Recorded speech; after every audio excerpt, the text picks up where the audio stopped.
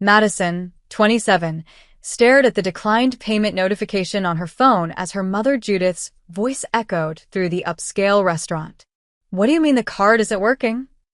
The waiter shifted uncomfortably while her father Roger studied the menu, pretending not to hear.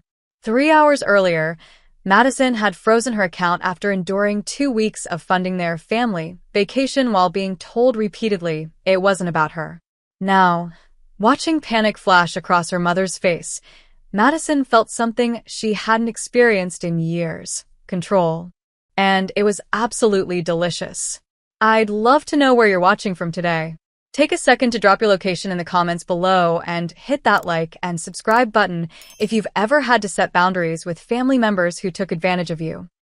Trust me, this story about how I finally stood up to my parents after years of financial manipulation is going to make your jaw drop, especially when you see what happened when their card was declined at that 5-star restaurant in Hawaii.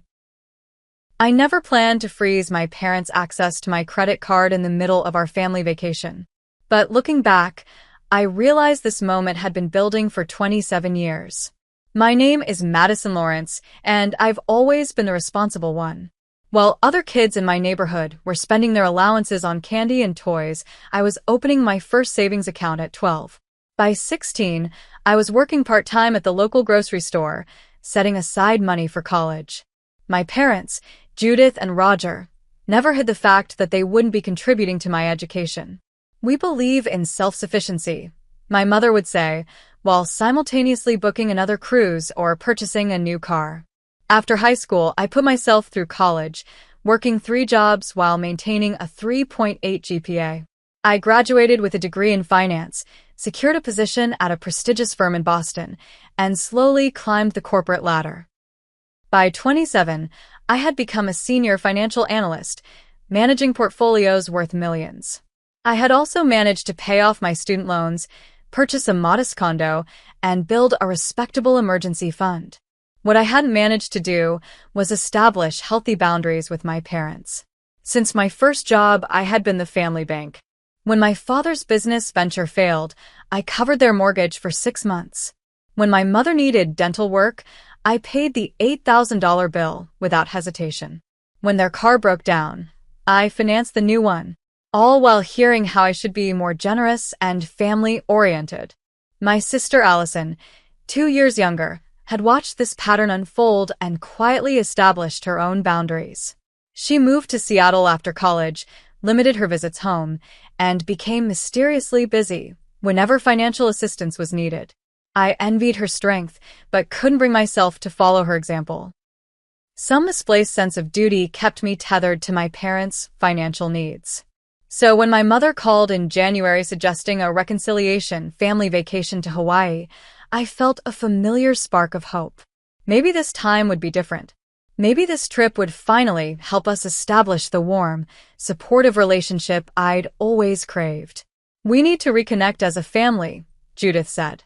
"Your father is retiring soon, and we want to create lasting memories with our daughters." I immediately agreed, excitement bubbling up despite my usual caution. A week later, my mother sent me links to luxury resorts in Maui, asking for my input on accommodations. I should have recognized the pattern when she added my credit card to the booking information, just to hold the reservation, but optimism clouded my judgment. My best friend Stephanie noticed my renewed enthusiasm about my family and invited me for coffee. We sat at our favorite cafe as I shared the vacation plans. "Madison, I'm concerned," Stephanie said, stirring her latte slowly. "Every time you get your hopes up about your parents, you end up hurt and drained, emotionally and financially." "This time feels different," I insisted. "They specifically said it's about reconnecting." Stephanie raised an eyebrow. "Have you discussed how expenses will be shared?" I hesitated.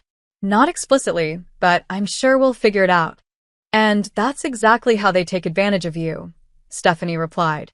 "You need to set clear boundaries before you go. Explicit conversations about who pays for what."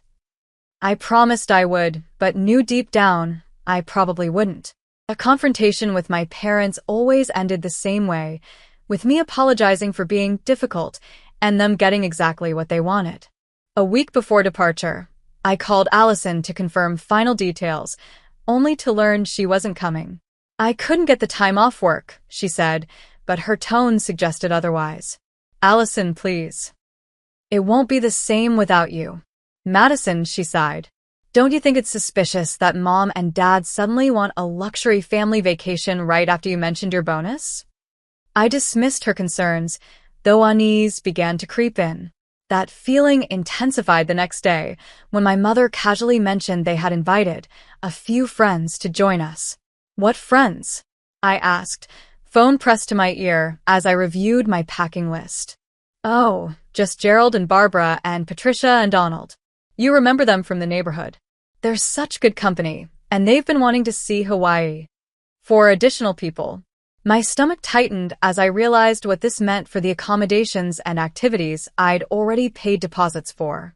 But instead of speaking up, I remained silent, telling myself this was still an opportunity to strengthen family bonds. One last chance to create the relationship I'd always wanted. I just had no idea how much that chance would cost me. The first red flag appeared at the airport. I arrived early, as I always do, and waited at the designated meeting spot near the check-in counter. When my parents finally appeared, rolling designer luggage behind them and flanked by their 4 friends, my mother's first words weren't hello or thank you for organizing this, but rather, Madison, be a dear and check us in. We've got everything under your confirmation number. As I approached the counter and handed over my ID, the airline representative smiled. Ah yes, Ms. Lawrence. I see you're traveling with a party of 7 today. Just to confirm, you're in seat 28B, and the rest of your party is in first class, seats 2A through 2F. I blinked. There must be a mistake. We should all be in the same class. The representative checked again. The reservation shows 1 economy ticket and 6 first-class tickets. The first-class tickets were upgraded 2 weeks ago. I glanced back at my parents, who were chatting animatedly with their friends, deliberately avoiding eye contact with me. Swallowing my frustration, I collected my boarding pass and wheeled my carry-on toward the security line. The 6-hour flight gave me plenty of time to stew in economy while my parents and their friends enjoyed champagne and reclining seats. By the time we landed in Maui, I had resolved to have a direct conversation about expectations for the trip. That resolution evaporated at the resort check-in when I discovered another unpleasant surprise.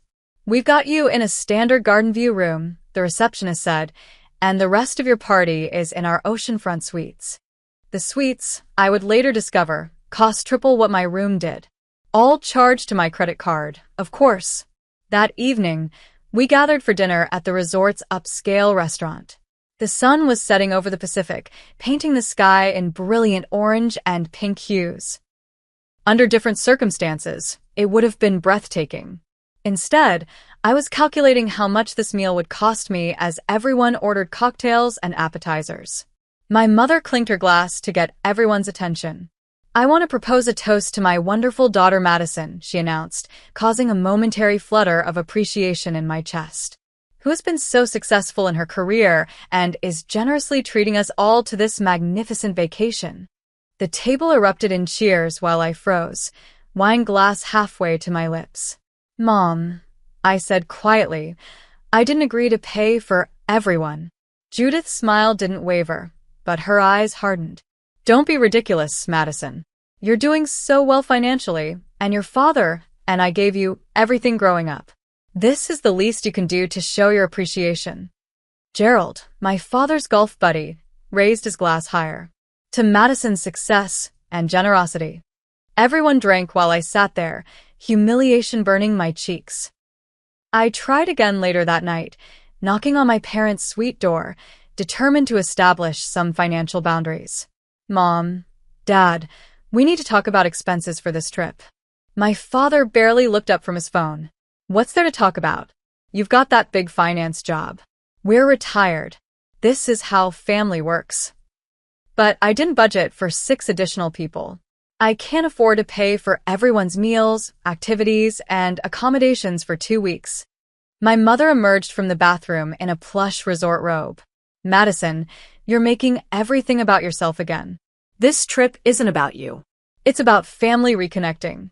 The irony of her statement while standing in a suite I was paying for wasn't lost on me, but years of conditioning had me backing down once again.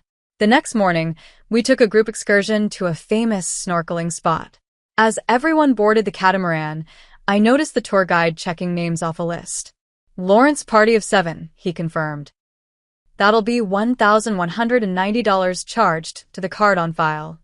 Before I could object, my mother handed him my card from her purse. I didn't even remember giving it to her. During the excursion, everyone posed for photos on the boat. "Madison, take our picture," my mother called, not once suggesting I join the group photo. I became the designated photographer, documenting a vacation I was funding, but not truly part of. That night, I called Allison, desperate for understanding. "They're using you, Maddie," she said bluntly. "It's why I refused to come.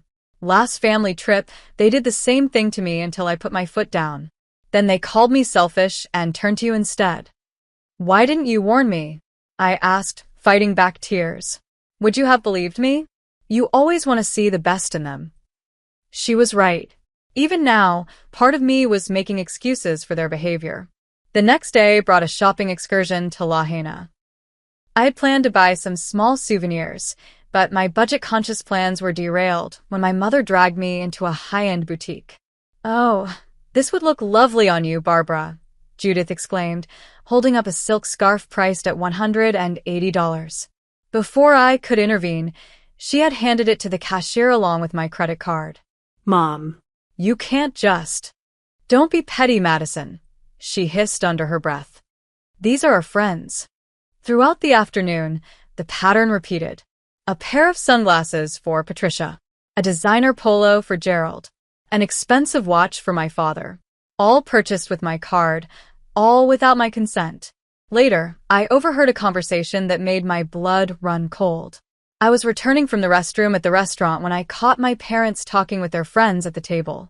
"Madison owes us this trip," my mother was saying. "Do you know how much we sacrificed to raise her? All those dance lessons and summer camps." My father nodded. "She's just doing her duty as a daughter. In our day, children took care of their parents without complaining. The summer camps she mentioned had been paid for by my grandparents. The dance lessons lasted all of 2 months before they decided it was too expensive. The narrative they had created bore no resemblance to my actual childhood. As I stood there, hidden from view, memories flooded back. My college years working at the campus cafeteria, the local bar, and as a tutor, often getting only 4 hours of sleep. Meanwhile, my parents had taken a Mediterranean cruise, sending me postcards from Barcelona and Rome. The realization hit me like a physical blow. Nothing had changed. They had never seen me as an individual with my own needs and boundaries. I was simply a resource to be exploited. That night, lying in my garden view room with its distant view of the parking lot, I finally acknowledged the truth Allison and Stephanie had been trying to tell me for years. This trip wasn't about reconnecting. It was about using me once again. The next morning, I tried one last time to speak with my father alone, catching him on the resort grounds before everyone else was awake.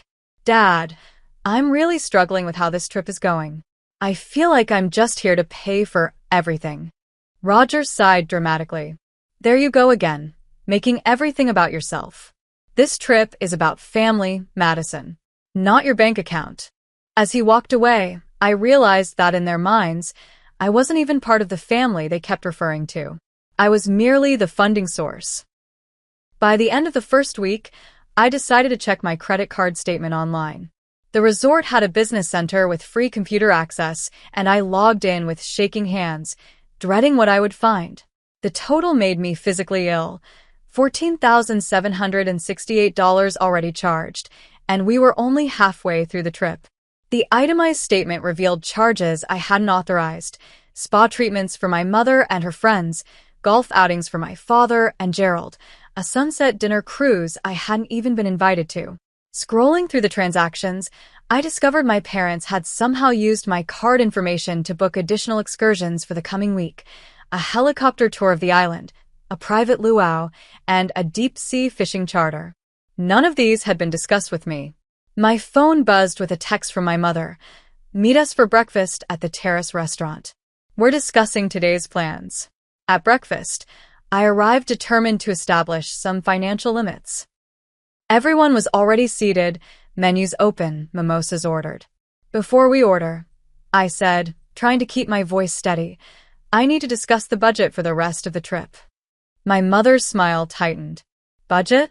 What an unpleasant topic for breakfast. I've already spent nearly $15,000 on this vacation, I continued. I can't afford much more. The table fell silent. Patricia and Donald exchanged uncomfortable glances. Perhaps we should give the family some privacy, Barbara suggested, starting to rise. Nonsense, my mother replied sharply. Madison is just being dramatic. She makes six figures in that fancy finance job of hers. That doesn't mean I have unlimited funds, I protested. I have my mortgage, retirement contributions, and other responsibilities. My father chuckled condescendingly. Listen to her talking about responsibilities. When I was your age, I was supporting a family of 4. The conversation devolved from there, with my parents dismissing my concerns and their friends watching the uncomfortable exchange. By the end of breakfast, nothing had been resolved, and I had been thoroughly humiliated in front of everyone. Once again, I retreated, too conditioned to keep the peace. Later that day, I overheard Patricia talking to Barbara by the pool, not realizing I was around the corner on a lounge chair. Judith and Roger have been so generous, inviting us on these trips, Patricia was saying. Remember Aspen last year? And that cruise to Alaska? I know, Barbara replied. We could never afford vacations like these otherwise. It's wonderful having a friend whose daughter is so successful. My stomach churned as I realized this wasn't the first time my parents had used me to finance vacations for their friends. They had been doing this for years, positioning themselves as the generous hosts while my bank account took the hit. That afternoon, I expressed interest in attending a traditional Hawaiian cultural demonstration. Oh, we've already made plans, my mother dismissed. We're doing a private wine tasting tour. I wasn't told about this, I said. It was last minute. Gerald knows the vineyard owner. She held out her hand. We'll need your card for the deposit. I'd really prefer to do the cultural demonstration, I insisted. My mother's expression hardened. Madison, don't be difficult. Everyone else wants to do the wine tour. Once again, what I wanted didn't matter. I handed over my card, then watched from the resort lobby as they all piled into a luxury van without so much as a backward glance at me. That evening, sitting alone on my balcony, I checked my bank account and felt a wave of panic. My savings were being depleted at an alarming rate. My rent and utilities were automatically scheduled to process in 3 days, and if this spending continued, I might not have sufficient funds. I called Stephanie, no longer able to hold back tears. They're using me, Steph. Just like you warned. They invited 4 friends without telling me, and I'm expected to pay for everything. I've spent almost $15,000 in a week. Madison, this is financial abuse, Stephanie said firmly. You need to put a stop to it immediately. How? If I confront them, they'll just manipulate me like they always do. Then don't confront them. Just cut off the money. Cancel your card. I can't do that in the middle of a vacation, I protested. Why not? They didn't consult you before inviting 4 extra people or booking first-class tickets. You don't owe them a consultation before protecting your finances. Her words resonated, but years of conditioning made it difficult to imagine standing up to my parents so decisively. The next morning, my father cornered me on my way to the beach. Madison, I've been meaning to talk to you, he began, his tone unusually friendly. Your mother and I are thinking of renovating the kitchen after this trip. Nothing fancy, just new countertops and appliances. I knew where this was heading. That sounds nice, Dad. We were hoping you might help us out with a loan. Just $20,000 or so. You'd be the first one invited for holiday dinners with a new kitchen, he added, as if that were adequate compensation. I'll have to check my finances, I replied noncommittally. He frowned. You know, sometimes I wonder if that finance job is good for you. You've become very calculating about money. Not very family-oriented. The irony of him criticizing me while asking for a loan was staggering, but I had learned that pointing out such contradictions only led to more gaslighting. Later that day, I found an unexpected ally. Thomas, the hotel manager, noticed me sitting alone in the lobby, visibly upset after another tense interaction with my mother. "Is everything all right, Ms. Lawrence?" he asked, sitting beside me. Something about his kind, professional demeanor broke through my facade. "Not really. I'm having some family issues." Thomas nodded knowingly. Family dynamics can be complicated, especially on vacation when everyone's together 24/7. "Have you seen this before?" I asked. "More often than you might think," he admitted. "We see all kinds of family situations here, including ones where one family member seems to be covering all expenses without receiving much appreciation." His observation was so accurate that fresh tears welled in my eyes. "Whatever you decide to do," Thomas said quietly, "remember that the resort can arrange alternate accommodations or travel plans discreetly if needed." His words planted a seed in my mind. For the first time, I began to consider an exit strategy. The breaking point came the next morning. My mother appeared at my door at 7 a.m., already dressed for the day. "Madison, I've booked the girls for a spa day," she announced. 4-hour packages for me, Barbara, and Patricia. They have an opening at 9 a.m. I didn't agree to that, I said, still groggy from sleep. "Don't be selfish. This trip isn't about you," she snapped, holding out her hand. "I need your card. The total is $1,800 plus gratuity." Those words that she had thrown at me repeatedly throughout the trip, "This trip isn't about you," finally crystallized everything. She was right. This trip wasn't about me. It never had been. It was about using me. As I mechanically handed over my card, something shifted inside me. A lifetime of accommodating their demands at my own expense suddenly felt unbearable. I watched my mother walk away with my credit card, and in that moment, I began planning my rebellion. The next day, we all gathered for lunch at an upscale oceanfront restaurant in Wailea. Everyone ordered extravagantly, knowing they wouldn't see the bill. My father selected an expensive bottle of champagne to celebrate our wonderful time together, while my mother and her friends discussed which spa treatments they would book next. I sat quietly, picking at my salad, a strange calm settling over me. After years of anxiety about disappointing my parents, I suddenly felt nothing but clarity. My mother had my physical credit card in her purse, but she didn't control my bank account. "I need to use the restroom," I announced, standing up from the table. No one really acknowledged me as I walked away, too engrossed in planning their afternoon activities. In a private stall in the elegant restroom, I pulled out my phone and opened my banking app. My hands were steady as I navigated to the card management section. There it was, a simple option I had never used before: freeze card. A warning appeared. "This will temporarily prevent any new charges to your card. Are you sure you want to proceed?" I thought about all the years I'd been the family ATM.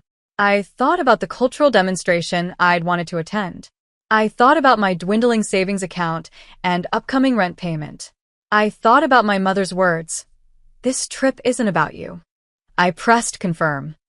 A notification appeared. "Card successfully frozen. No new charges will be processed until you unfreeze your card." I took a deep breath, applied fresh lipstick, and returned to the table with a genuine smile for the first time in days. "Everything okay?" my father asked, noticing my changed demeanor. "Perfect," I replied, taking a sip of water. "Everything is exactly as it should be." Lunch continued for another hour. More wine was ordered. Desserts were selected. I participated in the conversation minimally, watching the minutes tick by, knowing what was coming. Finally, my mother signaled for the check. The waiter presented the leather folder discreetly, and she opened it, barely glancing at the total before inserting my credit card. I watched with detached fascination as the waiter returned a few minutes later, his expression uncomfortable. "I'm sorry, ma'am, but the card has been declined." My mother's face flushed. "That's impossible. Try it again." The waiter nodded apologetically. "I already ran it twice. The system is showing the card has been frozen." All eyes turned to me. My mother's expression shifted from embarrassment to fury. Madison, what is the meaning of this? I took another sip of water. The card has been frozen because I didn't authorize these charges. Unfreeze it immediately, she hissed, aware of the nearby tables. No, I said simply. My father intervened, pulling out his own wallet. I'll handle this. No need for a scene. He handed over his card with a pointed glare at me. I said nothing, knowing what would happen next. The waiter returned yet again, his discomfort now palpable. I'm sorry, sir. This card is showing as over the limit. A shocked silence fell over the table. My parents exchanged panicked glances. Their friends began to shift uncomfortably. We seem to have a problem with the cards, my father announced with forced joviality. Does anyone else have a method of payment? Patricia looked to Donald. Barbara looked to Gerald. No one moved. You all came to a restaurant without bringing any payment methods? I asked innocently. We were told all expenses were being covered, Gerald muttered, not meeting my eyes. My mother turned to me, her voice a venomous whisper. Fix this embarrassment immediately. 7 sets of eyes stared at me expectantly. In that moment, I felt a power I had never experienced before. For once, I held all the cards, or rather, the only functioning one. I'd be happy to pay for my meal, I said calmly, pulling out another card from my wallet. But just mine. Madison, my mother gasped. You can't be serious. Actually, I am.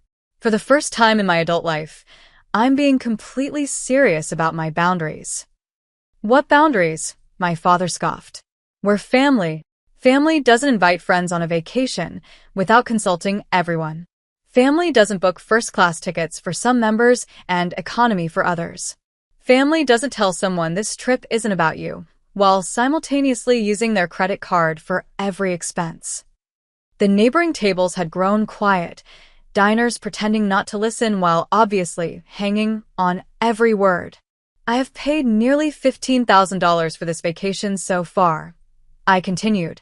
A vacation where I've been excluded from activities, used as a photographer rather than included in photos, and repeatedly told my feelings don't matter. I'm done. I placed my card on the table. This will cover my meal only. The rest of you will need to figure out your own payment arrangements. With that, I stood up, nodded politely to the waiter, and walked out of the restaurant.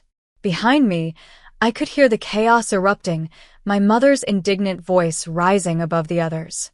But for the first time in my life, I kept walking, her words no longer having the power to pull me back into their orbit of manipulation. Outside, the Hawaiian sun was bright, the ocean breeze refreshing against my skin. I took a deep breath of salty air and felt lighter than I had in years. I pulled out my phone and texted Thomas, the hotel manager. I'd like to discuss changing my accommodations, please. I was finally putting myself first, and it felt absolutely right. Thomas met me in a discreet corner of the lobby, away from the main traffic flow. I need to move to a different room, I explained. Preferably in a different wing from my current party.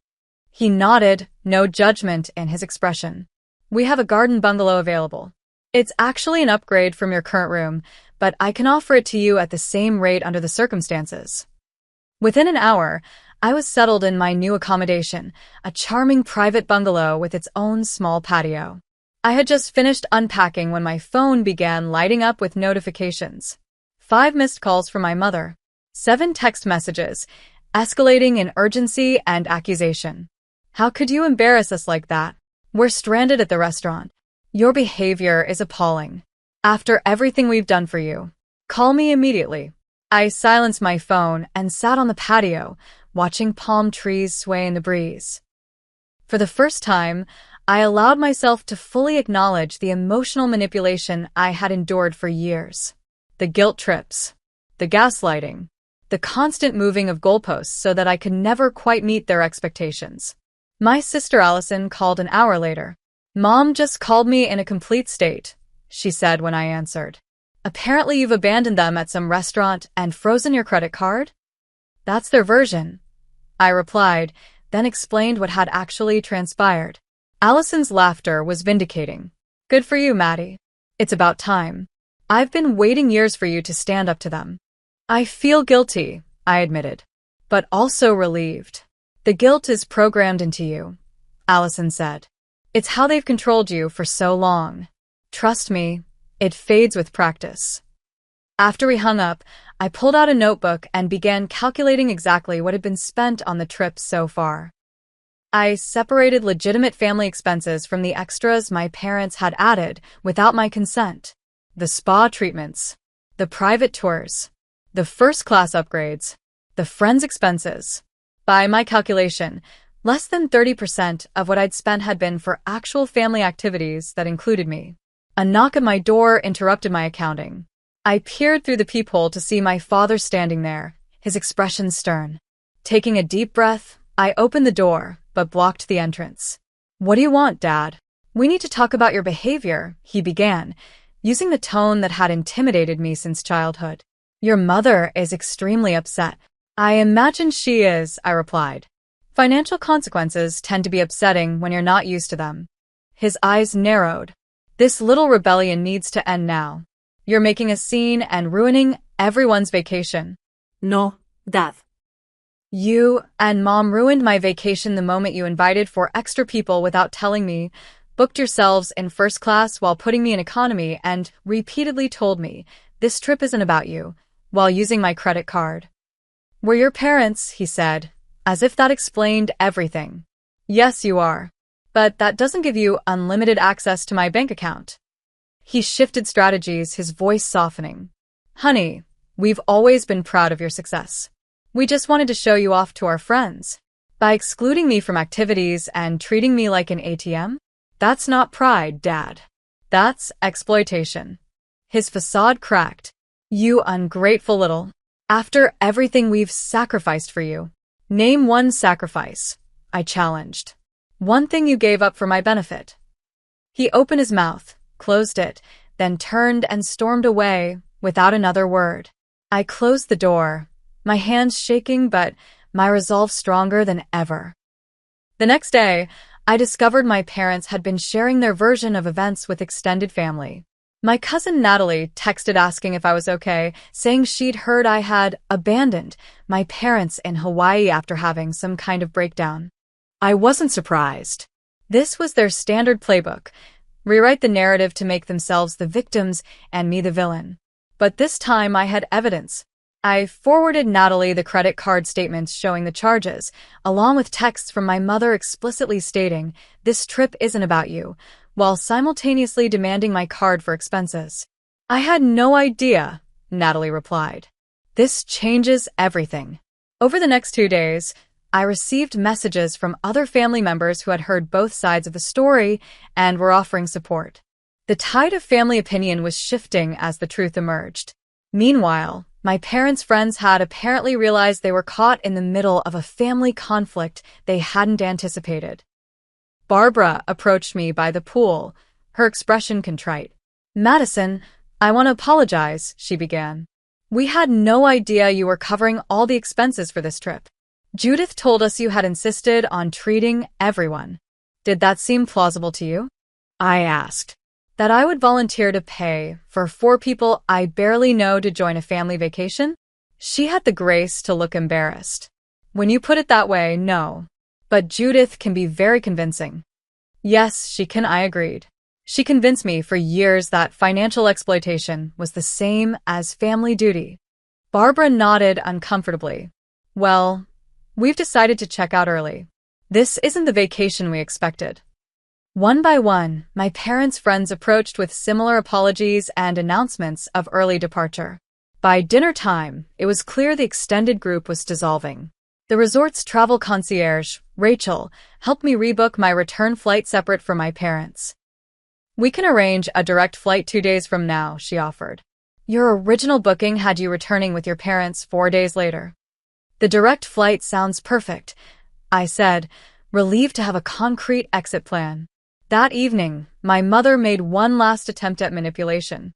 She appeared at my bungalow, tears streaming down her perfectly made-up face. Madison, how could you do this to us? She sobbed. We're stranded here with limited funds. The hotel is demanding payment for the suites. I regarded her calmly. You have credit cards, Mom. I've seen you use them for years. They're all maxed out, she admitted. We were counting on this trip being covered. By me, without my knowledge or consent, I clarified. We're your parents. We raised you. Yes, you did. And now I'm an adult making my own financial decisions. She switched tactics, her tears drying remarkably quickly.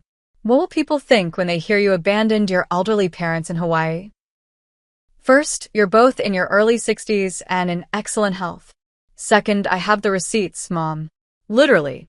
Every charge, every text message where you demanded my card while telling me the trip wasn't about me. She left in a huff, but I knew this wouldn't be the end of it. I spent the next morning carefully considering which expenses I was morally obligated to cover versus which ones were clearly inappropriate. I decided to transfer exactly enough money to cover my parents' basic accommodations for the remainder of their scheduled stay and their economy, not first class, return flights. Nothing for the extra excursions, spa treatments, or their friends' expenses. I sent them an email detailing exactly what I had covered and why, with a clear statement that this would be the last time I provided financial assistance without explicit prior agreement on terms. It was the most businesslike communication I'd ever had with my parents, but it was necessary to establish clear boundaries. Then I did something I had never done before on a vacation. I focused entirely on my own enjoyment. I booked a solo snorkeling trip. I attended the cultural demonstration I had wanted to see. I ordered room service and ate on my patio, watching the sunset without anyone telling me I was being selfish or difficult. For the first time in my adult life, I was putting myself first. And contrary to what my parents had always implied, the world didn't end. In fact, it felt like mine was just beginning. My last 2 days in Hawaii were transformative. Without the constant stress of managing my parents' expectations and demands, I discovered what a vacation should actually feel like: relaxing, enriching, and rejuvenating. I woke early and watched the sunrise from the beach, toes buried in the cool sand. I tried paddleboarding for the first time, laughing as I repeatedly fell into the warm Pacific waters before finally finding my balance. I sampled local cuisine at small restaurants away from the resort, engaging with servers and chefs who shared stories about island traditions. In short, I began creating genuine memories rather than funding fake ones for my parents' social media feeds. On my second-to-last morning, I encountered Barbara at the breakfast buffet. She was alone, looking somewhat lost among the families and couples enjoying their meals. "Madison," she called, waving me over. "Do you have a moment?" I hesitated but decided to join her. If nothing else, I was curious about what she might say. "Gerald and I are leaving this afternoon," she began. "But I wanted to speak with you first." "About what?" I asked cautiously. "About your parents." She sighed, stirring her coffee absently. "This isn't the first time they've done something like this, you know." "What do you mean?" Barbara looked uncomfortable but continued. "They've taken advantage of others before.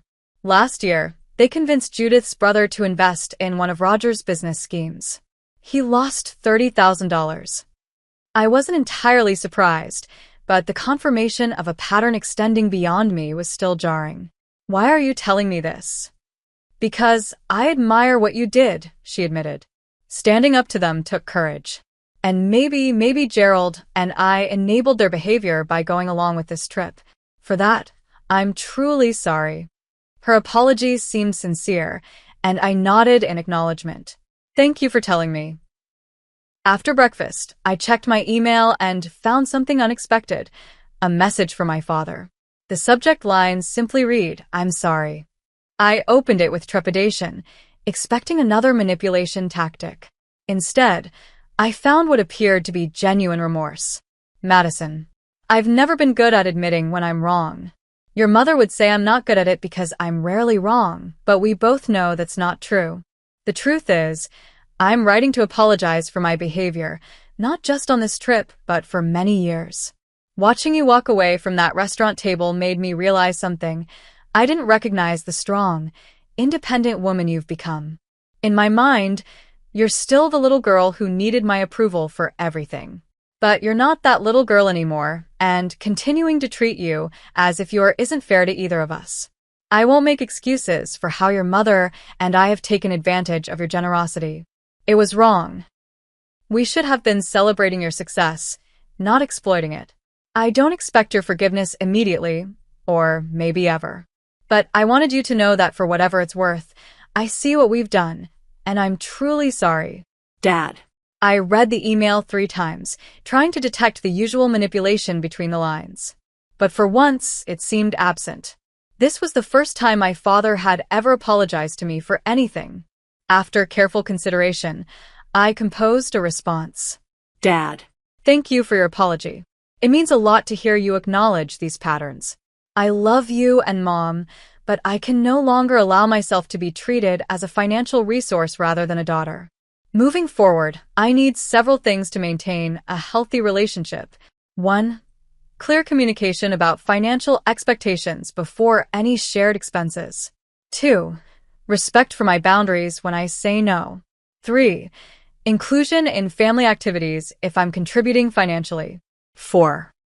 Recognition that my success doesn't obligate me to fund everyone else's lifestyle.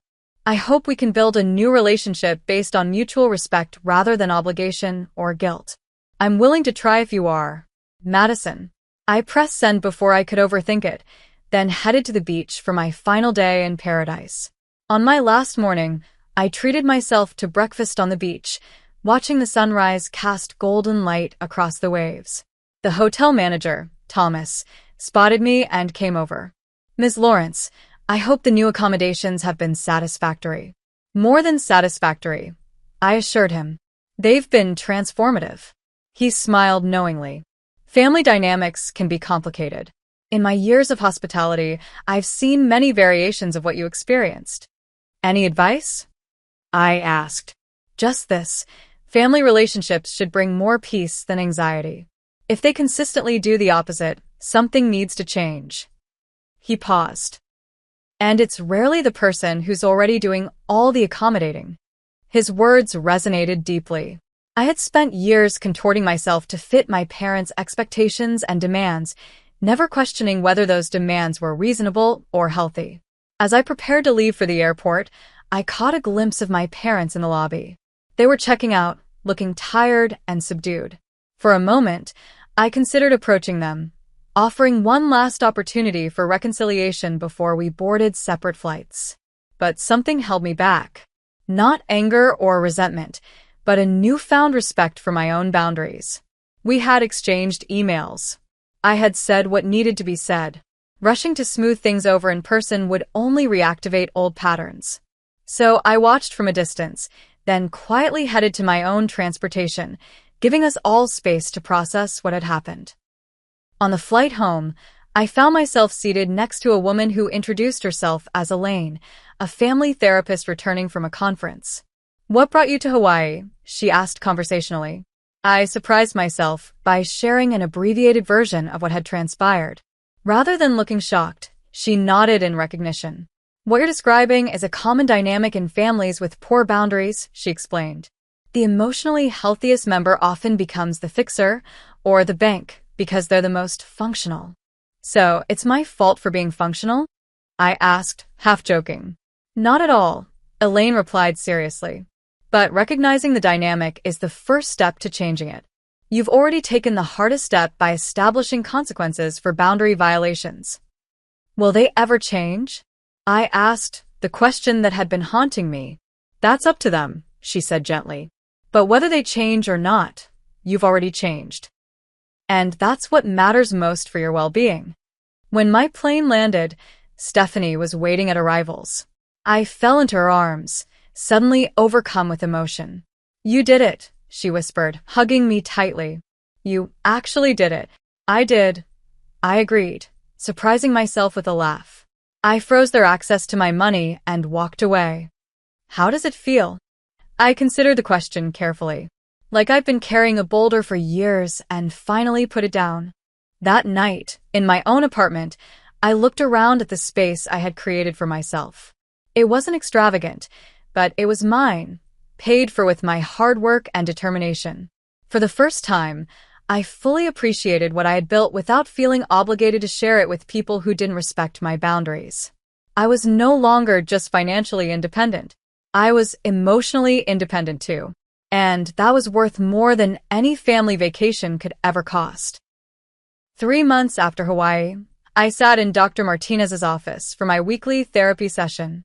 The warm, minimalist space had become a sanctuary of sorts, a place where I could untangle the complex web of family dynamics I'd been caught in for decades.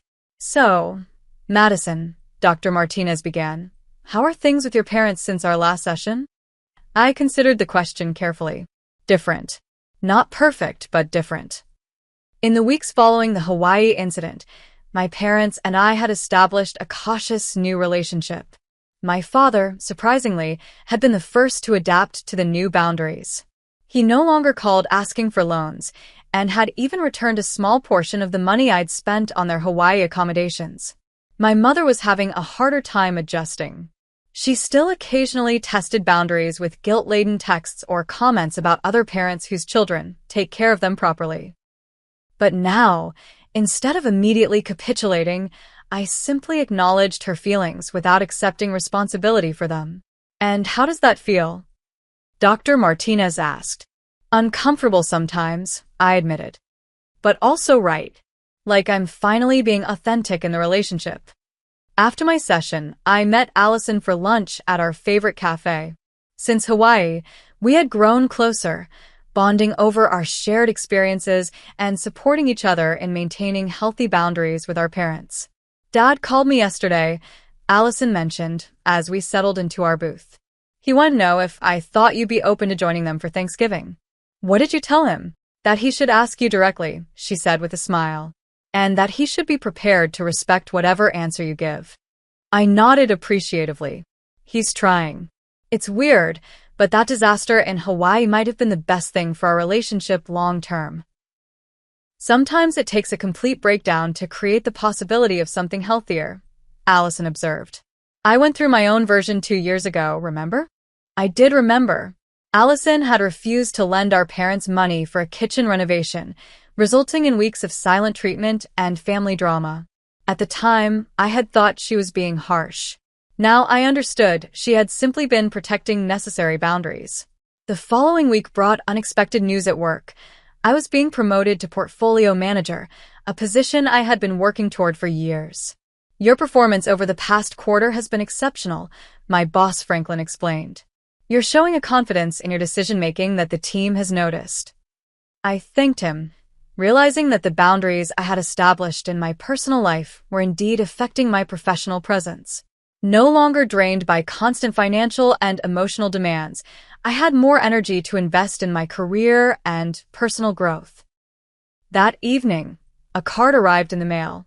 I recognized my father's handwriting immediately and opened it with curious caution. Inside was a simple birthday wish. My birthday was still 2 weeks away, and a brief note. "Madison, I'm proud of the woman you've become, not because of what you can do for others, but because of who you are. Happy early birthday. Love, Dad." It wasn't an elaborate apology or dramatic declaration, but in its simplicity, it felt more genuine than any of our interactions in recent memory. He was seeing me, not just what I could provide.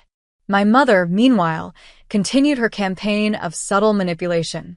Weekly calls included references to friends whose children had purchased them new cars or taken them on cruises. I acknowledged these comments without engaging. "That sounds nice for them. How's your garden doing this season?" Slowly, she was learning that these tactics no longer produced the desired results. Our conversations were becoming shorter, but strangely more authentic as she adjusted to the new dynamic. The real test of my new boundaries came 6 months after Hawaii, when I hosted a dinner party at my apartment. Around my table sat the people who truly supported me: Stephanie, Allison and her boyfriend Michael, my colleague Justin, and my neighbor Rebecca. As we shared food and laughter, I realized I had created my own chosen family of people who respected and valued me. To Madison, Stephanie toasted, raising her glass, who taught us all that sometimes the most loving thing you can do is say no. Everyone clinked glasses, and warmth spread through me that had nothing to do with the wine. This was what genuine connection felt like, family or not. In the months since Hawaii, I had developed a new system for managing my finances and relationships. I maintained a separate giving account with a strict monthly limit. Once that money was gone, any requests had to wait until the next month. This allowed me to be generous while maintaining control over my resources. I applied this principle to emotional energy as well, learning to recognize when interactions were depleting rather than enriching. When the balance tipped too far toward depletion, I now had the tools and confidence to step back. One afternoon, I unexpectedly ran into Gerald at a coffee shop. He seemed momentarily flustered, but then approached my table. "Madison, hello. I've been hoping to run into you." "Gerald," I nodded, gesturing for him to join me. "I wanted to apologize again for Hawaii," he began. "And to let you know, well, your parents are having some difficulties." "What kind of difficulties?" I asked, immediately on guard. "Marital problems primarily," he explained. "Your father has been questioning a lot of their patterns since your confrontation. It's caused some tension between them." I absorbed this information, feeling a complex mix of emotions. Part of me felt guilty for potentially contributing to their marital problems. Another part recognized that any reevaluation of unhealthy patterns was ultimately positive, even if temporarily painful. "I'm sorry to hear that," I said sincerely. "But their relationship is for them to manage, just as my finances are for me to manage." Gerald nodded. "That's fair. And wise." As I walked home from the coffee shop, I reflected on everything that had transpired since that pivotal moment in Hawaii when I had frozen my credit card and walked away from the restaurant. It hadn't been easy. There had been tears, angry phone calls, attempts at manipulation, and moments of doubt. But through it all, I had maintained the boundaries necessary for my well-being. I had discovered that saying no wasn't selfish, it was essential for authentic relationships based on mutual respect rather than exploitation. The following week, I did something I had been planning for months. I booked a solo trip to Europe. Not an extravagant tour, but a thoughtfully budgeted exploration of places I had always wanted to see. As I confirmed the reservation, I felt a profound sense of rightness. This was my money, my time, my life to spend as I chose. I had learned that self-respect wasn't selfish. It was the foundation upon which all healthy relationships must be built. By refusing to be the family ATM, I had opened the possibility of becoming something much more valuable, a daughter, a sister, a friend who was valued for who she was, not what she could provide. And that lesson was worth every difficult moment of standing my ground. What boundaries have you had to set with family members who crossed financial or emotional lines? I'd love to hear your stories in the comments below. If this story resonated with you, please hit that like button and subscribe to my channel for more real-life experiences about establishing healthy boundaries. Remember to share this video with anyone who might be struggling with similar family dynamics. Every time you set a boundary, you're not just taking care of yourself, you're teaching others how to respect you. Thank you for listening to my story, and remember, sometimes the most loving thing you can do is say no.